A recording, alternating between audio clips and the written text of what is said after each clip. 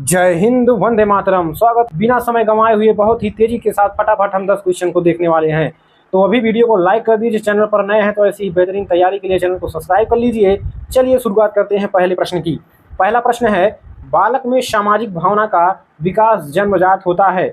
आप इस कथन से क्या है, पूर्णतः सहमत हैं, संभवतः सहमत हैं, असहमत हैं, कुछ सीमा तक सहमत हैं? तो साथियों, जो बालक में सामाजिक भावना का विकास होता है वो क्या जन्मजात होता है? नहीं साथियों, जन्मजात नहीं होता। इस कारण हम असहमत हैं इस कथन से, क्योंकि साथियों जब बच्चा पैदा होता है तो उसको समाज के बारे में कोई जानकारी नहीं होती, रीति रिवाज, रहन सहन, बोल चाल, कुछ भी उसको जानकारी नहीं होती। तो बच्चा साथियों धीरे धीरे समाज में रहकर सीखता है, ठीक है। तो इसलिए यह कहना कि जो सामाजिक भावना का विकास होता है वो जन्मजात होता है, ये सही नहीं होगा, ठीक है। जब बच्चा समाज में रहने लगता है तब धीरे धीरे उसमें सामाजिकता की भावना आना चालू होता है, ठीक है। चलिए अगला क्वेश्चन देखते हैं। छात्रों में परस्पर सहयोग की भावना विकसित करने के लिए आप क्या करेंगे? छात्रों में साथियों परस्पर सहयोग की भावना विकसित करने के लिए आप क्या करेंगे? इसके लाभ बताएंगे? नहीं, लाभ बताने से कुछ नहीं होगा। अन्य शिक्षकों के साथ मिलकर काम करेंगे, बिल्कुल सही है।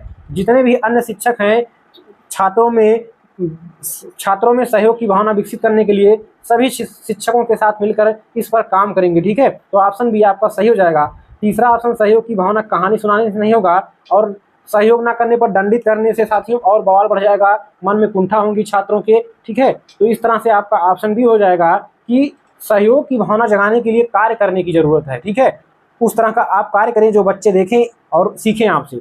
तो ऑप्शन बी आपका सही हो जाएगा। चलिए साथियों अगला क्वेश्चन देखते हैं। अगला हमारा क्वेश्चन है, बच्चों की वृद्धि के अनुरूप उनकी रुचियां।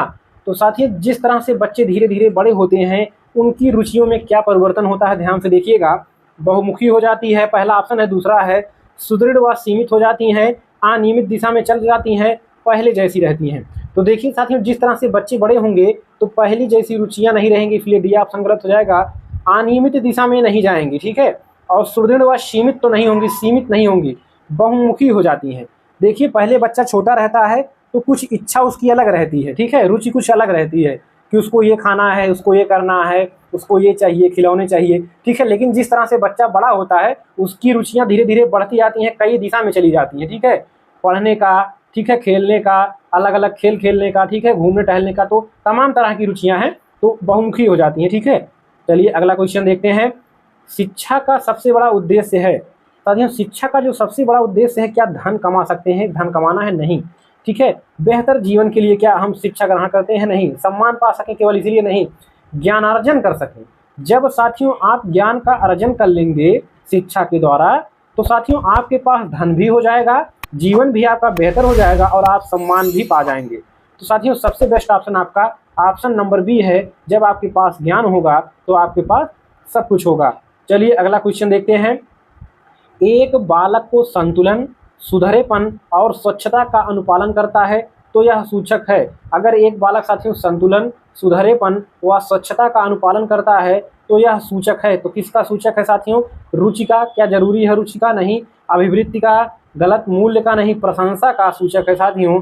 क्यों? क्योंकि साथियों बच्चा बहुत अच्छा कार्य कर रहा है, इसलिए ये साथियों किसका सूचक है? प्रशंसा का सूचक हो जाएगा।